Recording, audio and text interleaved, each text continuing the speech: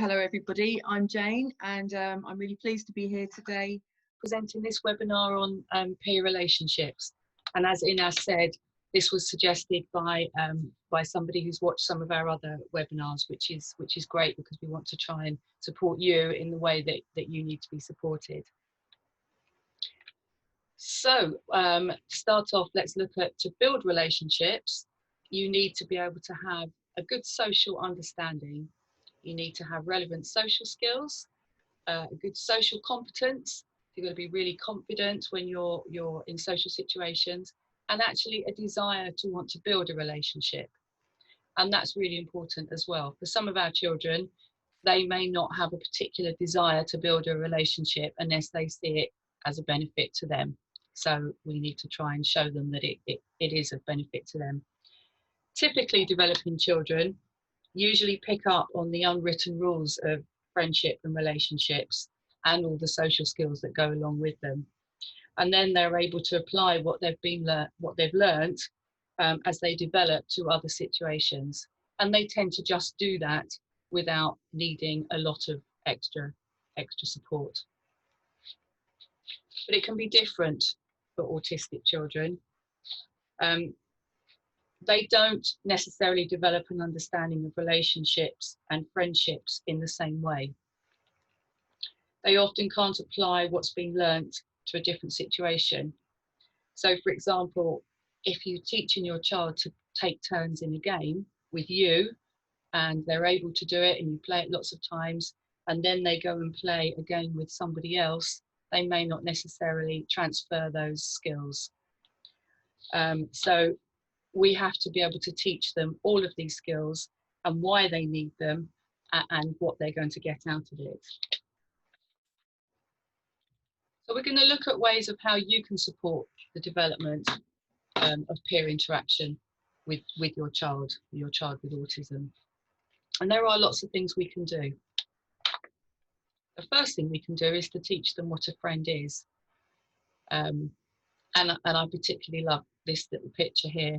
And with you, I know that life is much more fun with you here. So we need to teach our children that they can have fun and there is pleasure being with other people, their peers, whatever age they might be, whether they're really little children to primary age children, right up to teenagers, and then on to adults. So you need to teach them what the qualities of friends are and what friendship means. What do friends do and what do they not do? And that's really important because they often can't distinguish. If somebody is bullying them or being unkind, they might still think that they're their friend, or they might want them to be their friend. So we need to be able to teach them the differences, what friends do and what friends don't do. Another thing we can do is to have our child participate in social skills groups and to play social skill games. So there's the traditional type social skills groups that can be run in schools or in young people centres, or some local authorities also have groups that they run after school and at weekends and times like that. More and more social skills games are being developed to use on devices. It depends what appeals to your child. Obviously, we want them to be able to engage in these groups. And during these groups, they have opportunities to learn how to make friends and what to say to them.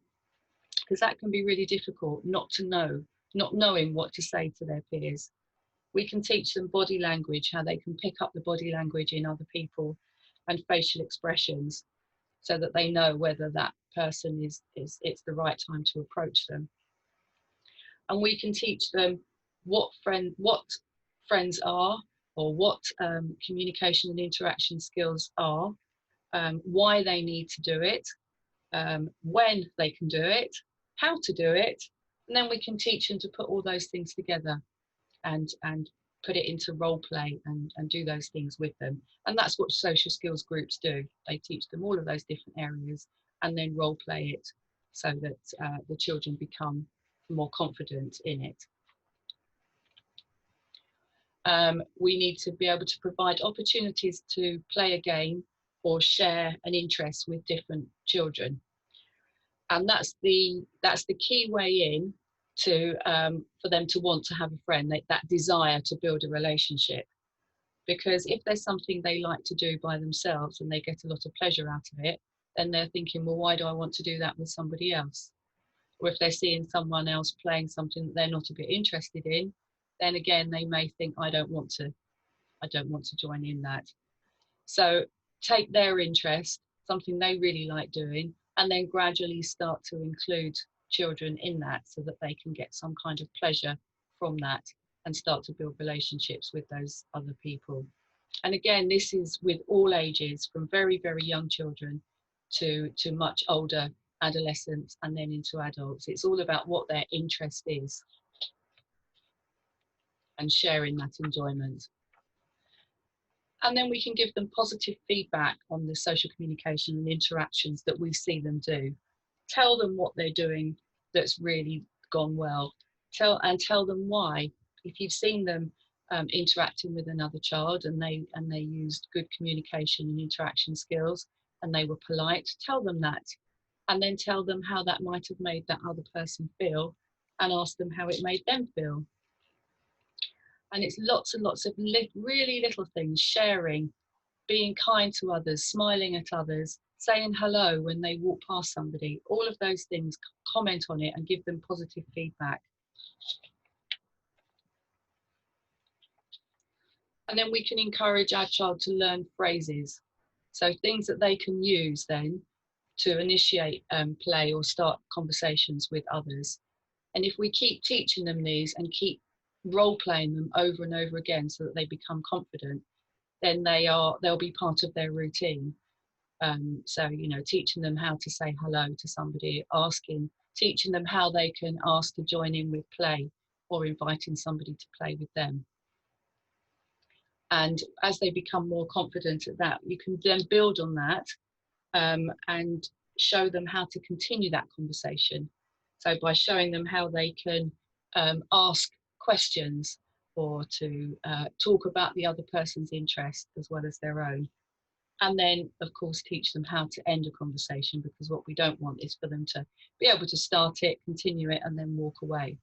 So it's all of those different parts of that conversation. There's such a lot of skills within that we need to teach all of those parts. And I mentioned this just now about body language and facial expressions, but this is so important. A lot of our children don't notice how somebody else might be feeling, and they may approach them when it's not the right time, or that person might be really busy, or they might be really angry. So we can help them to learn what people might be feeling and what they might be thinking by looking at pictures of people, showing different facial expressions and body languages, watching things on television, or when we're reading books together, just looking at those pictures and asking them how they think they might be feeling. And then, asking them, which one would you ask to play or start a conversation with? You know, if you're looking at these pictures of people here, I know which ones I wouldn't want to go over and start a conversation with. And it's those kinds of things that we really need to be teaching our children. So if you teach your child those skills, you're then really setting them up for a much better social understanding. You're teaching them those appropriate skills that they're going to need throughout their life, and they'll become more and more confident socially. And I think this is really important, the last one on the slide here, and you're giving them an informed choice, because they may not want to always go and interact and build a relationship with someone. They might not want to do that all the time, but if we give them the skills to do it, they can do it when they need to do it, but they can also have that downtime that they're going to need by using having lots of social interactions. It can be exhausting for them having to be social. So as long as we've taught them those skills and they can remember what they've learnt, they'll be able to use them when they need to and when they're ready to. So we're giving them that informed choice. We hope you found today's webinar useful. Before you go, we would like to invite your children or students to join our design team. What does that mean? They will help us design a jigsaw puzzle that helps them identify facial expressions. This release is with very limited features. We'll be working over the summer to launch the game in September, including a module for teachers to monitor children's activity and progress. We invite you to let your children play the game and give us some feedback. You will receive a link by email. Also, over the summer, Jane will be sharing her top tips, her 20 top tips for having a healthy, a safe, and fun summer. And third, a summer selfie competition. We would like to invite your children to join our summer selfie competition and win cool prizes. All the details will be available on social media next week. We hope that these are great reasons for you to subscribe to our newsletter and to follow us on Facebook, Instagram, Twitter, and our YouTube channel. Thanks from Jane, me, and Otsera team, and we look forward to seeing you again in September. Have a brilliant summer.